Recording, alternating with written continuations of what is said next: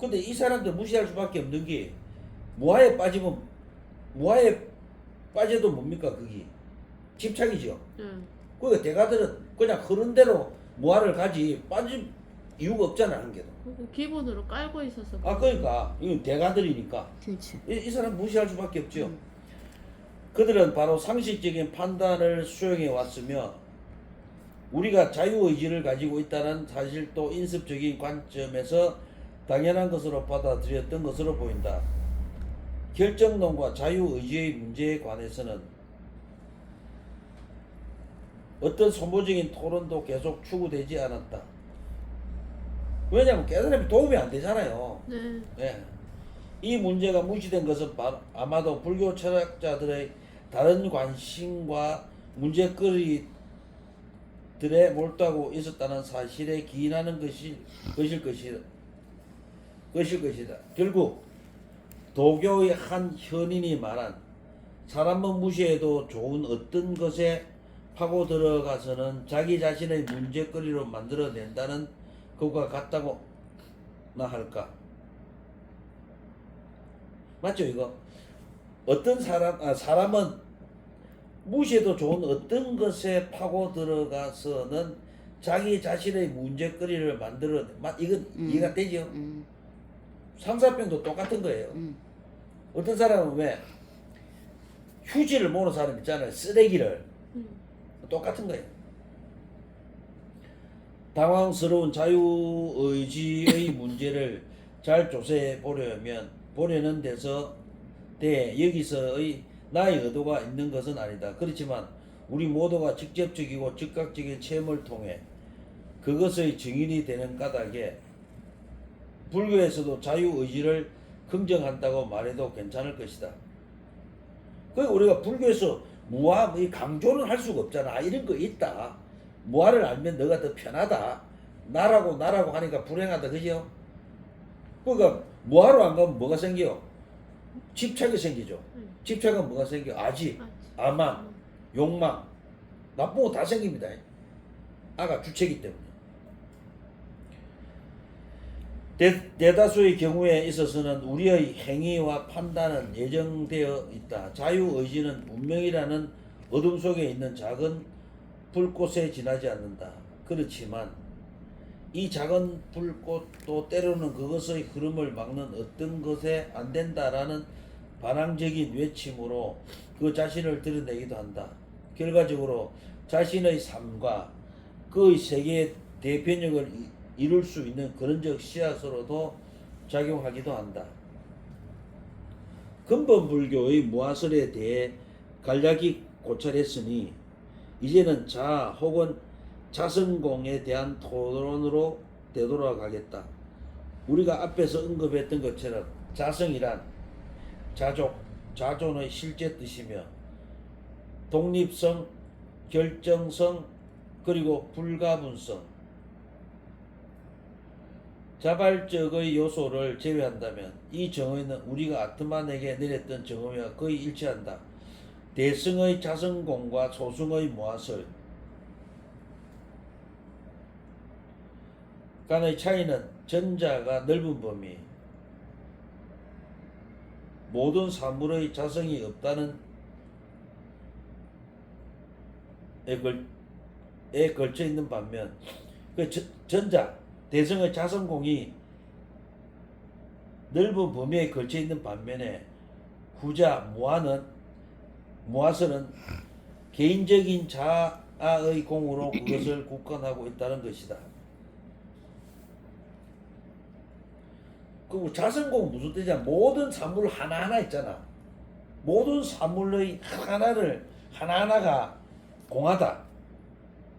그러니까 범위가 넓고, 소승의 무아설은 개인적인 게 있죠. 인간에 국한되어 있다는 거예요. 공철학은 슈나타 철학의 중심 사상은 모든 사물은 연기에 의해 생겨나기 때문에 연기 공일가지요. 그들은 자성이 없다는 것이다. 결혼을 하나의 예를 들어보자. 결혼이라는 관계를 낳기 위해서는 최소한 두 사람이 있어야 한다. 그러므로 그것은 연기의 산물이며 세계에 있는 모든 것은 관계적 구조물이자 조작적 복합체임을 뜻한다. 상의 상관성입니다. 의타기성이고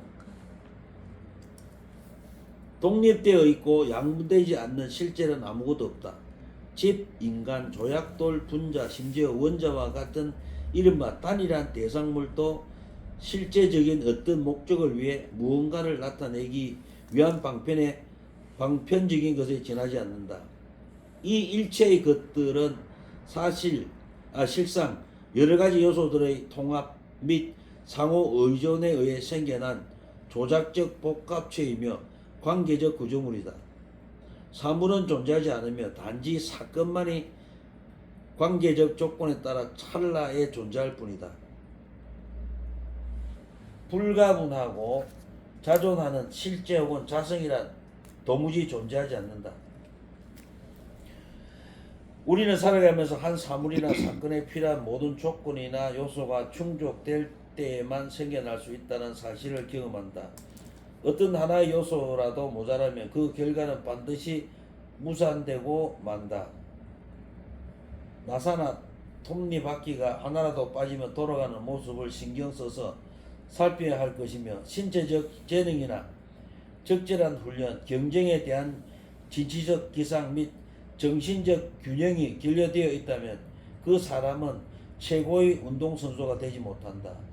이것은 A를 A라고 말할 수 있는 것은 A가 자성을 갖고 있어서가 아니라 B, C, D, E 등등이 그렇게 만들기 때문이라는 연기론의 다른 측면을 설명해. 이해가 되지요?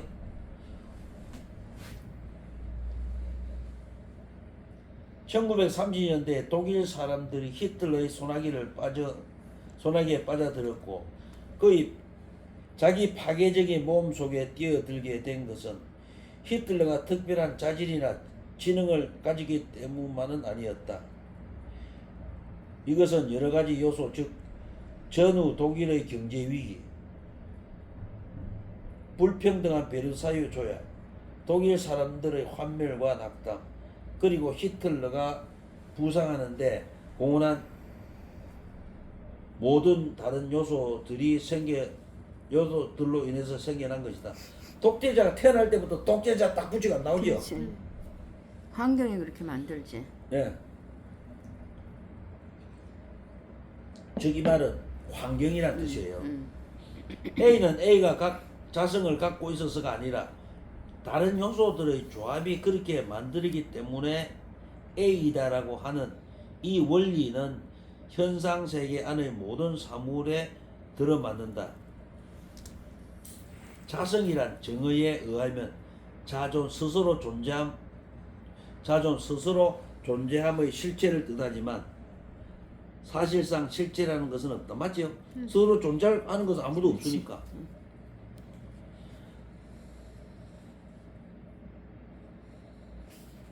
그러면 우리는 어떻게 존재해요?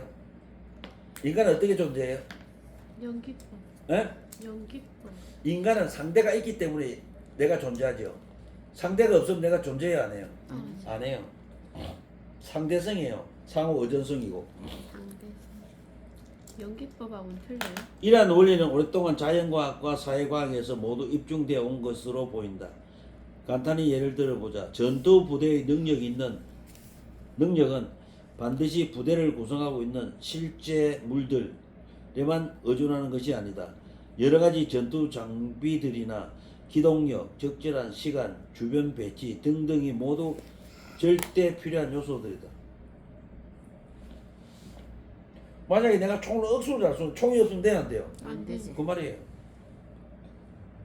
그러므로 군대의 참 능력은 물질적인 실제들만이 아닌 구조상의 각종 장비들이 놓여있다. 오똑한 코와 입 그리고 매력적이 누릴지라도 잘못 위치하거나 잘못 구성되면 이게 알죠? 무슨 뜻인지? 응, 당연하지. 아니 억수로 예쁜 코가 여기 여기가 붙었어. 있으면 안 되지.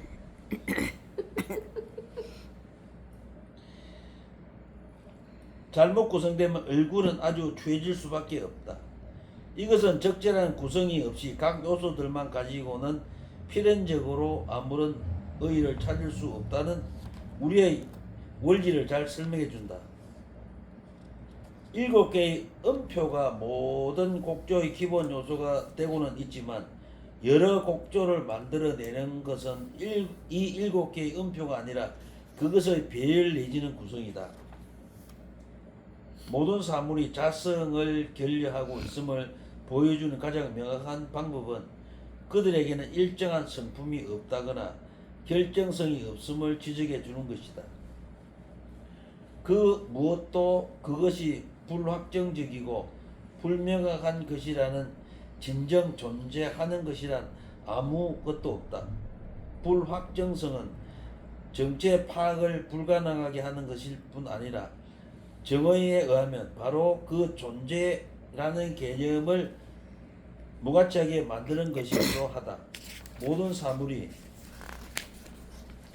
불확정적이고 불명확함을 보여줄 수만 있다면 우리는 그것들이 비존재임을 확인하는 작업을 끝마칠 수 있을 것이다.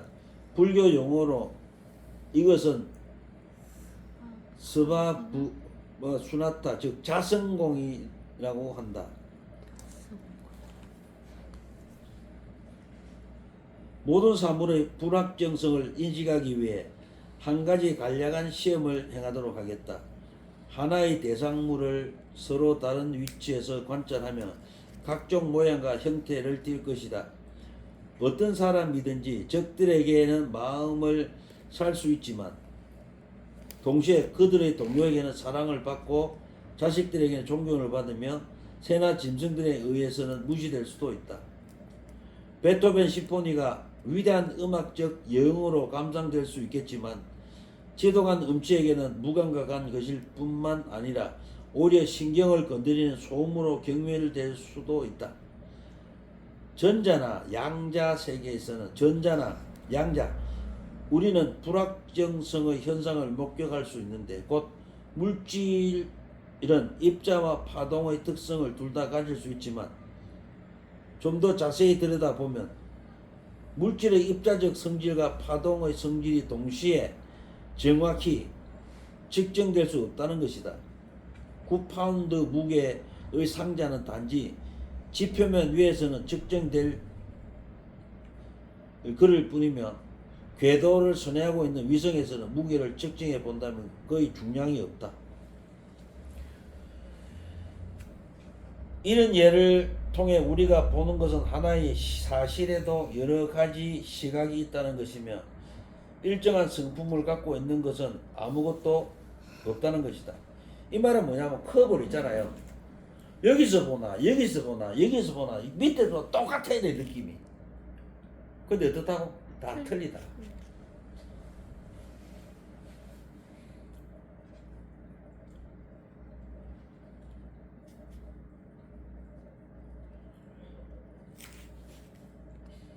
모든 것은 불확정적이며 사물들은 한 특별한 기준틀 안에서 이런저런 관계를 통해서만 가능한 그런저런 것들이란 것이다.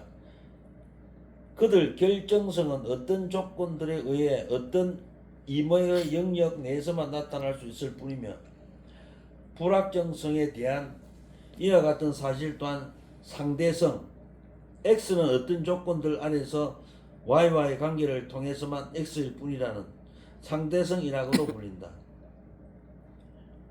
여기서 기억해야 할 중요한 점은 우리가 일정한 성품을 갖는 것은 아무것도 없다고 말할 때 그것은 진재의 관점에서 말하는 것이라는 점이다. 참 진리죠, 진재가. 다시 우리가 일정한 성품을 갖는 것은 아무것도 없다고 말하는 것은 진재다. 해리포터는 분명 부자이고 해리 포드는 분명 부자이고 물은 분명 H2O이며 태양은 매일 아침 동쪽에서 뜬다는 사실에는 아무런 논란이 없다. 이것들은 모두 인습적 관점에서 보는 생활상의 진리들이다. 그러나 기준 틀이 변하면 다른 결과들을 속출하게 될 것이다. 해리 포드를 부자로 여기지 않을지 모르며 태양은 매일 아침 동쪽에서 뜨지 않을지 모른다. 사물들은 다른 경계에서 관찰되기 때문에 서로 다른 것이 되고 양자론에서는 물질의 입자성과 파동의 경우처럼 사물들이 서로 모순되게 나타날지 모른다. 이에 우리는 진재의 관점에서 볼 때 모든 사물은 불확정적이고 불명확하며 자기 존재나 자성을 결하고 있다는 결론을 내릴 수 있을 것이다. 독자들은 여기서 진재가 의미하는 것이 무엇이며 이른바 진재가 언급하려는 것은 무엇인지에 대해 물을 수도 있을 것이다. 진재란 어떤 특별한 경계나 중거 틀에 제한받지 않는 관찰을 의미하며 그것은 무엇보다 모든 중거 틀과 각종 입장들을 넘어서는 것이다. 그것은 유기적이고 공적인 접근이며 특정성과 편파성의 속박으로부터 자유롭다. 이런 유기적인 접근 또한 하음천학의 총체적 접근이기도 하다. 이에 대해 좀 더 많은 것은 장에서 논의되겠지만 여기서 이 총체적 접근의 자성공의 근거를 두고 있는 것임을 지적할 필요는 있다. 왜냐하면 만약 어떤 종류든지 자성이 있다고 하면 총체적인 관찰이란 불가능하기 때문이다. 자성공의 다른 측면은 다음 질문, 즉 만약에 모든 사물이 자성을 갖고 있다면 어떠한 일이 벌어질까? 라는 반대의 접근을 통해 이해하고자 할 때 발견될 수 있다. 그에 대한 대답은 그런 상황에서 어떤 한 종류의 변화도 일어나기는 불가능하다고 하는 것이다. 자성의 정의에 의하면 무상함 및 변화함과는 정반대 방향에 있다. 자성이 있으면 변하지 않습니다. 그 말이에요. 따라서 어떤 종류도 생겨남이 없을 것이며 일의 진행은 불가능해질 것이고 모든 노력은 헛수고로 돌아갈 것이다. 자성이나 자기 존재를 승인하는 것은 발전과 퇴보, 생성과 소멸, 일어남과 가라앉음과 같은 각종 변화들을 명백히 해주는 현상적 실체를 부정하는 것과 마찬가지다. 자성이 있으면요 고정된 실체가 있는 거예요, 없는 거예요? 자성이 있는 거잖아. 사람이 죽어 안 죽어? 안 죽어. 안 죽으니까 뭡니까? 태어나 안 태어나. 지구가 만들어지면 사람도 만들어지고 이것도 만들어지고 전부 다 만들어져야 돼. 왜? 자성이기 때문에. 근데 그거 가능해요, 안 해요? 안 하죠. 그 말이에요. 공으로 인하여 저 모든 사물들과 사건들이 생겨날 수 있으며 공이 없이는 아무것도 생겨날 수가 없다. 그 공이라니까 자성이 있어요, 없어요? 없다는 거예요. 오늘 여기까지 하면 돼. 예, 수고하셨습니다. 제가 힘들어 안 돼. 응.